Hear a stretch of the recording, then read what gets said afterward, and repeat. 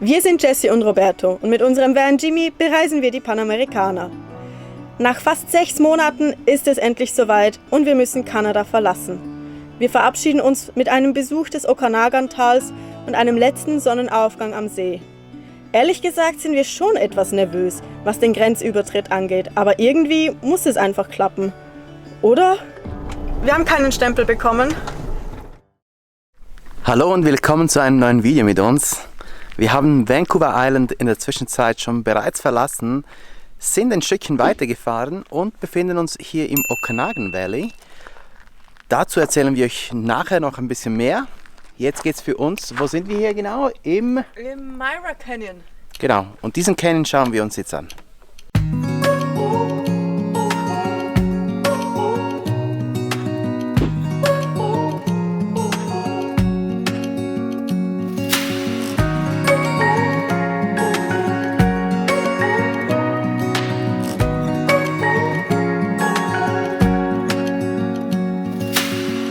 Searching for something that ain't lost.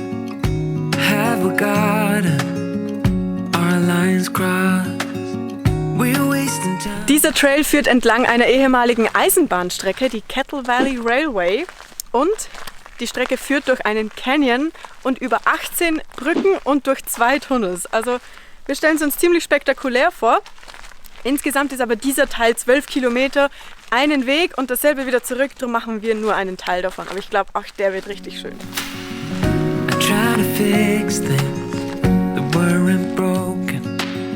Misunderstandings and words unspoken. We fall apart and I won't dare to say, do you feel the same way? Maybe you don't wanna know, but you don't see what you have in front of you. Or maybe I'm not enough for you. So maybe I should go. Wir befinden uns hier auf der Brücke Nummer 13. Die wurde 2003 bei einem Waldbrand komplett zerstört. Also da blieb, glaube ich, nicht mehr viel übrig. Ja, in der Zwischenzeit wurde sie nochmals neu rekonstruiert. Oder? Ja. Und es war nicht mal nur diese Brücke, sondern Genau. es sind noch, glaube ich, 2 oder 3 weitere Brücken abgebrannt. 13, 14 und 15 wurden komplett zerstört. Die mussten nochmals neu aufgebaut werden. Ja.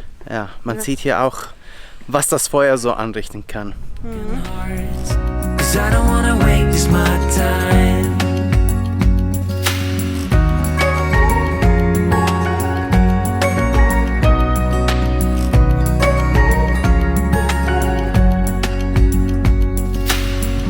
If we don't feel the same way, then don't pretend that everything's okay.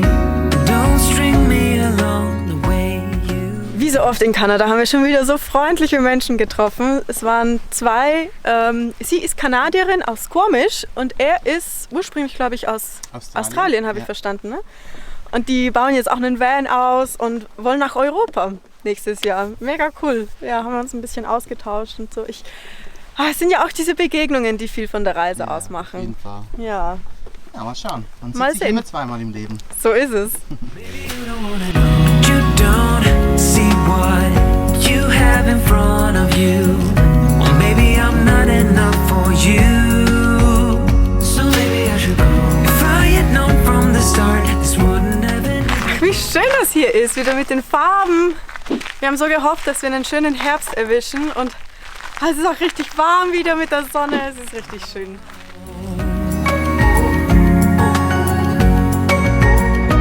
I don't wanna waste my time, no.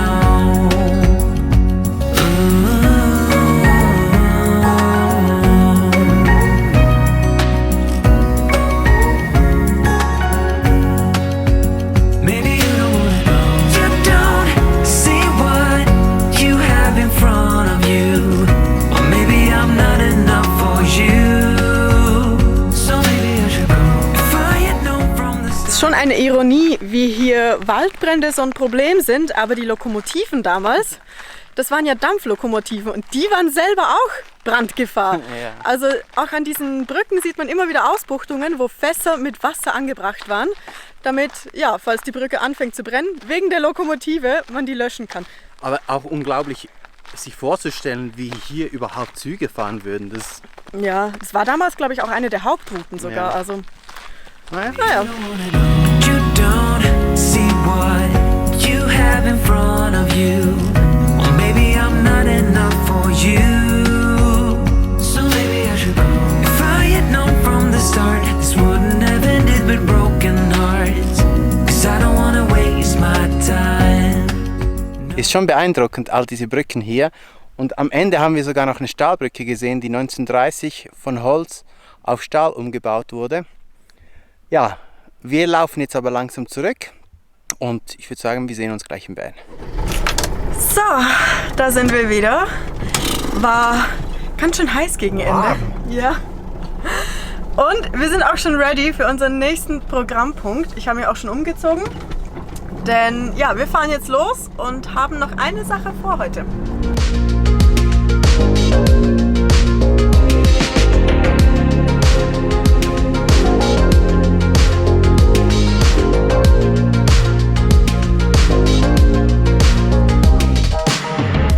Und hier sind wir. Das Okanagan Valley ist ja eigentlich bekannt für Früchte und Weinbau. Hier gibt es nämlich ein Mikroklima und das ist gerade für den Weinbau sehr gut geeignet. Hier gibt es etwa knapp 200 Weingüter offiziell registriert. Auf etwa 400.000 Einwohner kommt das auf. Ja, ein Weingut pro 2000 Einwohner, finde ich ziemlich viel. Aber ja, deswegen mussten wir uns natürlich auch eins ansehen. Wir haben uns eins rausgesucht, das ein bisschen anders ist als die meisten. Aber ich würde sagen, wir gehen einfach mal rein und sehen es uns genauer an. Ich freue mich. Du? Ich glaube, das wird der perfekte Abschluss eines gut gestarteten Tags.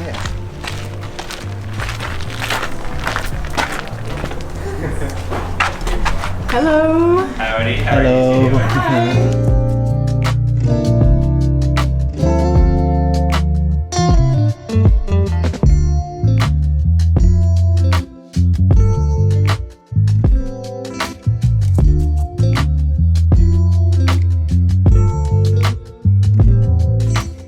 Yeah, there, let's try that again. There we go. Their sister and their uncle own the Pinot Gris and the Chardonnay, which is the closest vineyard to us, just down here. So that's what you have in your glass right now, is lots of orchards just didn't even have peaches. Wow. So rural towns and somewhere on the East Coast, it's a lot cheaper there. It's a lot more high. It's like an hour away. It has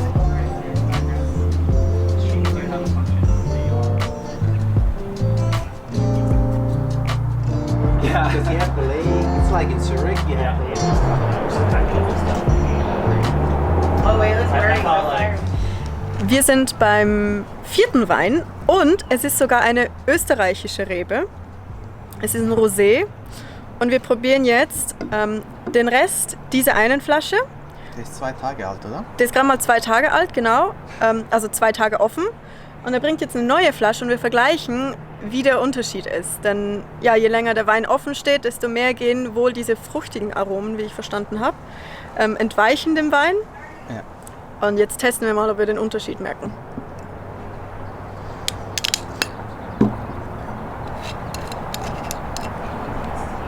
Na, wie war der zweite? Ja, also ich muss jetzt noch fragen, ob ich richtig geschmeckt habe. Aber ich habe das Gefühl, er ist süß so ein bisschen. Ja, das kann Und sein. er hat Also- ganz wenig so eine Art wie Kohlensäure, das ist dir Ja, vor allem genau. aufgefallen. Ja.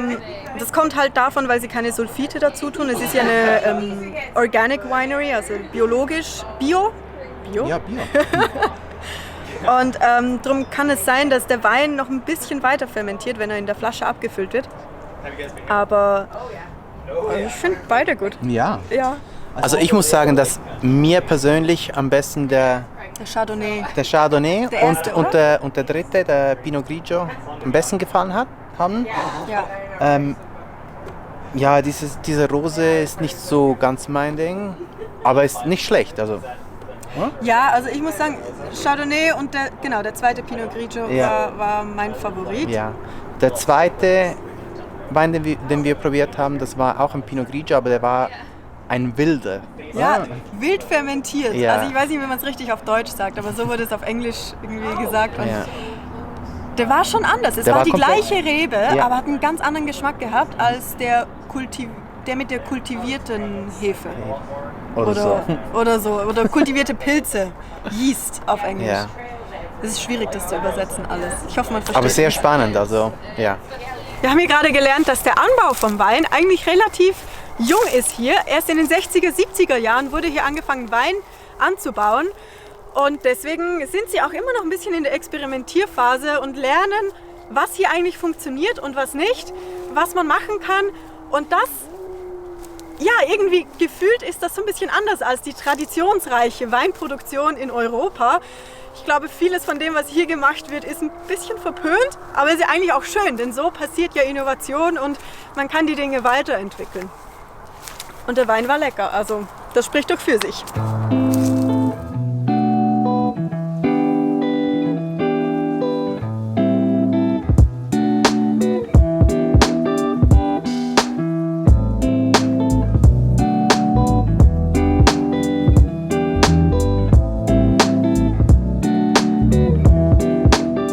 Die haben hier einfach Ziegen und 2 Schafe und Hühner.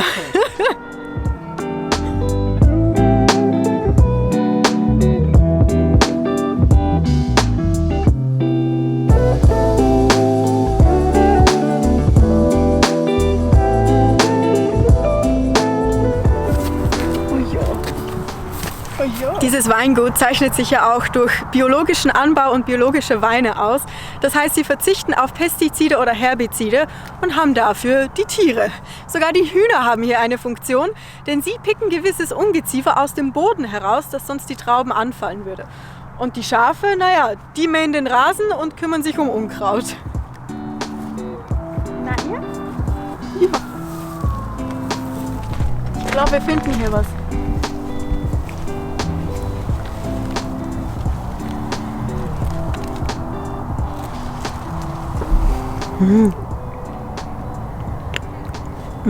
Richtig lecker. Die kommen zwar nicht in den Wein, das sind Tischtrauben, so nannte er es. Also sie sind für den Verzehr geeignet. Ich esse ihnen die nicht weg.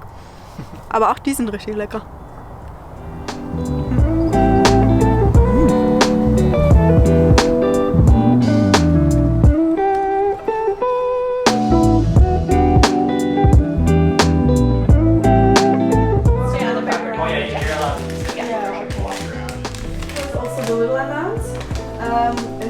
Wir konnten es uns natürlich nicht verkneifen. Eine gute Flasche Pinot Grigio. Ja, ich glaube, wir spazieren hier noch ein bisschen durch die Weinreben und dann geht's zum Schlafplatz. Ja, und wir sehen uns morgen. Wir sehen uns morgen.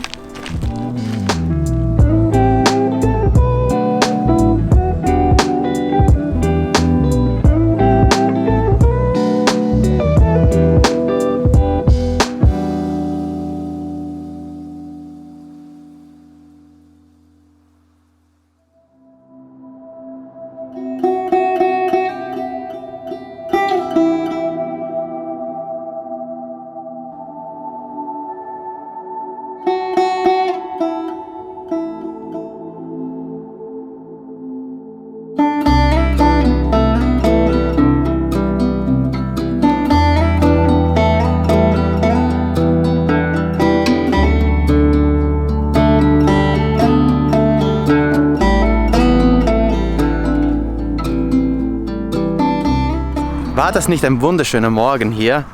Also diese Location, ein richtiger Traum mit dem See, die Berge. Ja, mich erinnert das ein wenig an die Schweiz, um genau zu sein, an Zürich. Und da sieht es auch so aus. Ja, aber wie gesagt, wir müssen jetzt weiter und ich würde sagen, wir sehen uns gleich in der Stadt. Wir sind in Colonna angekommen. Jessie macht sich noch kurz fertig.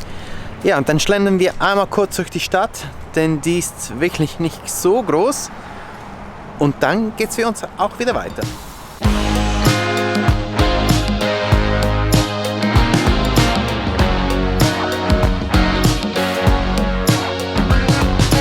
day is getting closer, so I'm losing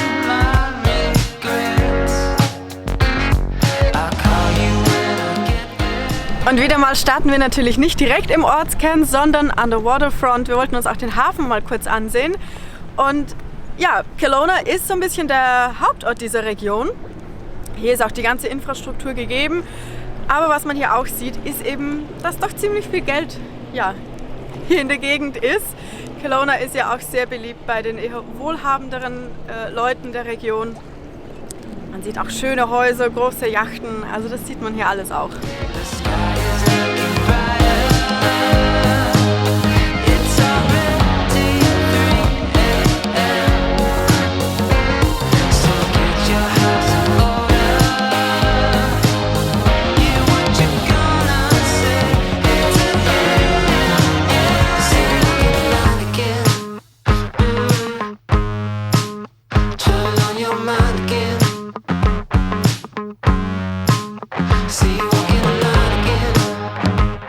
Und das hier ist unser Kumpel Ogopogo. Der lebt hier im Okanagan-See. Also, ja, jetzt ist er gerade an Land, aber sonst ist er im Wasser. Nach der Wasserfront geht's ab in die Stadt.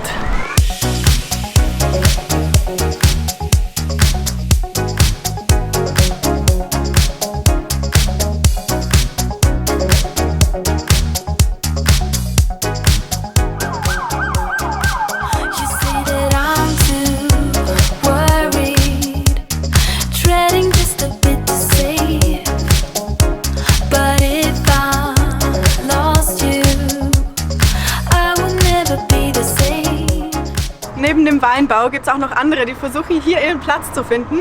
So gibt es hier einige Brauereien, verschiedene Destillerien, aber auch Coffeeshops. Und ja, wie der Zufall so will, haben wir fast keinen Kaffee mehr. Also gehen wir in einen davon und schauen mal, ob was für uns dabei ist.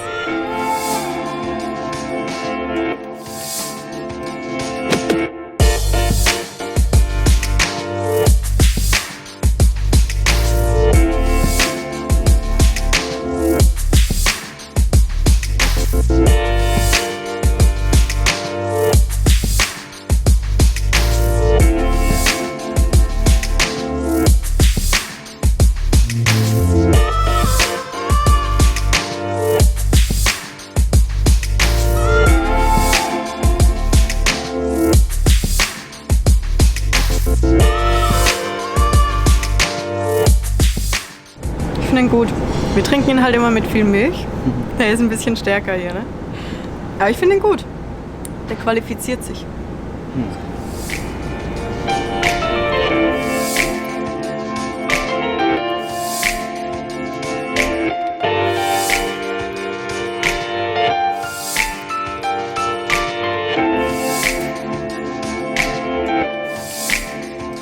Das war jetzt nicht der beste Kaffee, den wir jemals getrunken haben, aber war nicht schlecht, oder?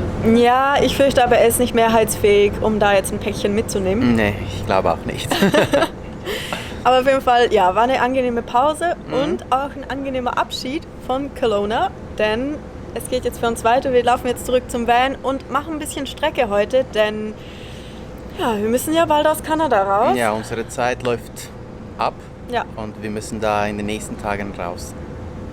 Ich würde sagen, wir sehen uns morgen mit einem Update.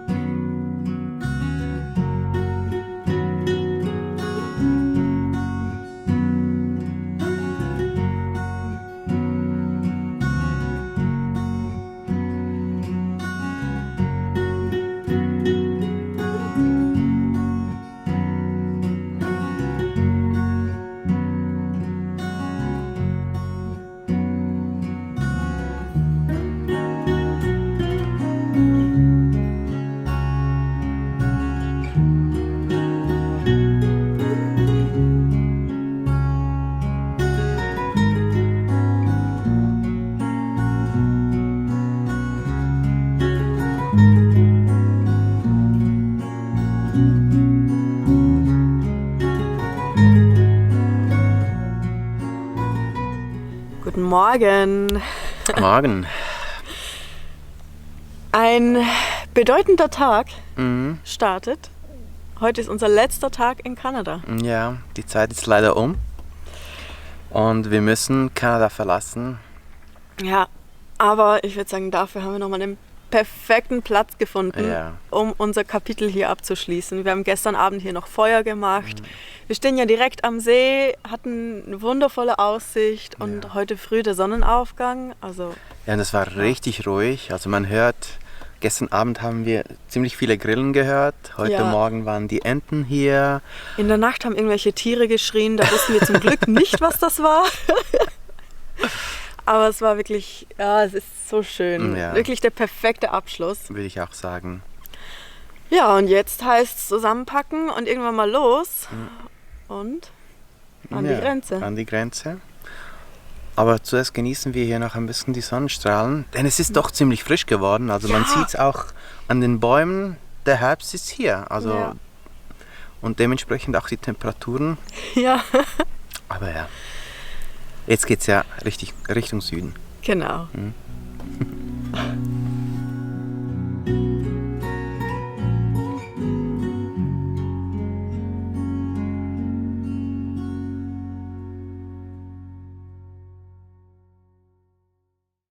Während Jesse hier drin noch alles fertig macht, lasse ich bei uns noch ein wenig die Luft aus den Reifen, denn der Weg hierher war gestern doch ziemlich holprig. Ja, mit den Reifen, die wir haben, können wir doch ziemlich runtergehen mit dem Luftdruck und das machen wir jetzt.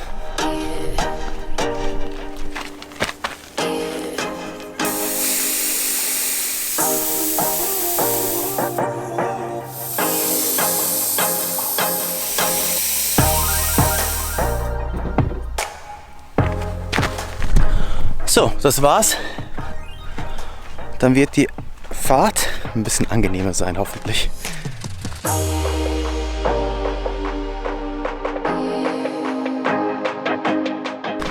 Roberto fährt raus und ich zeige ihm mal an, wie das hier so geht mit dem Weg, denn er ist ziemlich steil und steinig und löchrig und ja, mal sehen, wie gut das klappt. Aber ich glaube, mit den weniger gefüllten Reifen geht das sicher gut.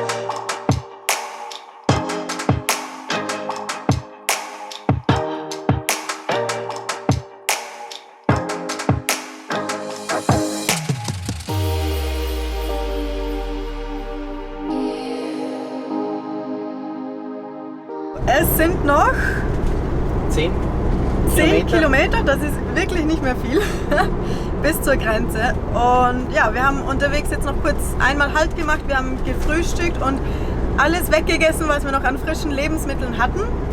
Das war doch einiges. Das war doch einiges. Ich glaube, wir haben lange nicht mehr so ein großes Frühstück gehabt. Roberto hat sich noch schick gemacht, oder? Ja, ich habe mich schon. Oder so, so nennt er es zumindest. Und wir haben natürlich die Reifen noch aufgepumpt. Das war eigentlich das etwas vom Ersten, was wir da machen wollten. Und jetzt sind wir unterwegs. Eigentlich müssten die Berge, die wir da vorne sehen, schon in den USA sein. Ich muss sagen, ich bin ein bisschen nervös. Ich finde immer so US-Grenze, man hört immer so viele Erfahrungsberichte, aber man kann es trotzdem immer so schwer einschätzen, weil es immer so auf den einzelnen Beamten drauf ankommt. Aber ja. Ich mache mir da keine Sorgen. Ja, der hat wieder die Ruhe weg. Aber ja, ich glaube ja auch. Also wir sind ja mal optimistisch. Wir haben getan, was wir tun konnten, um da den Prozess so einfach wie möglich zu halten. Das wird schon. Wird schon schief gehen. Muss.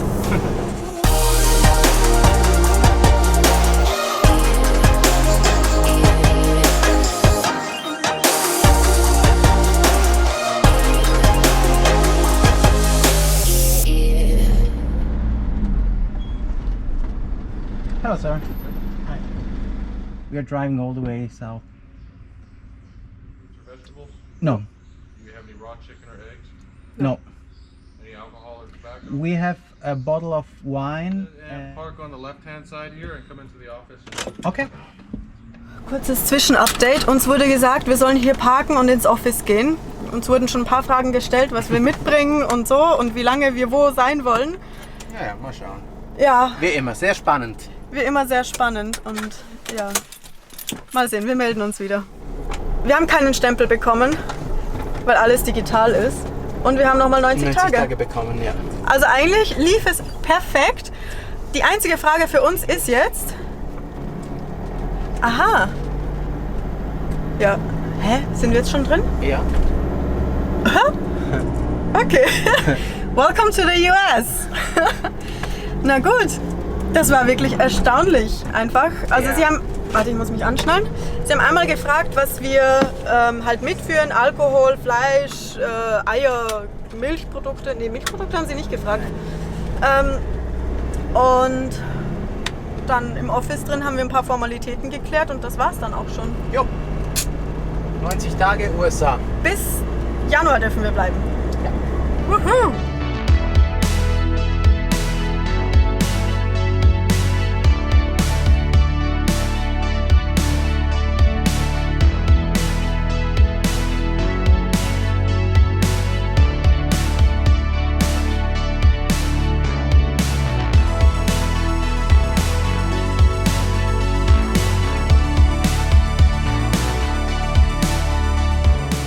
Wow, und schon wieder hat sich die Landschaft so verändert.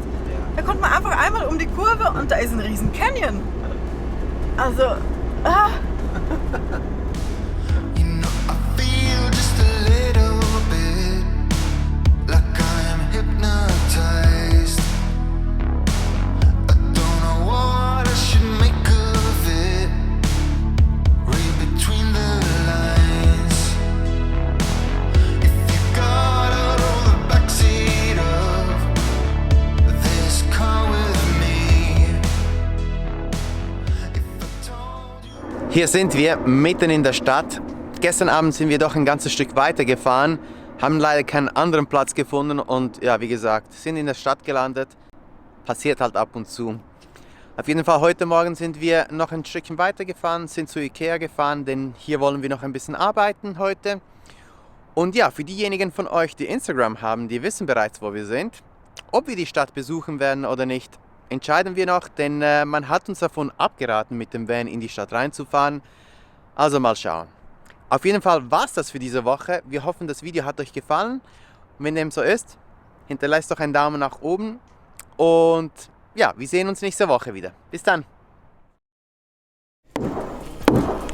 Jessie repariert wieder die Brücke.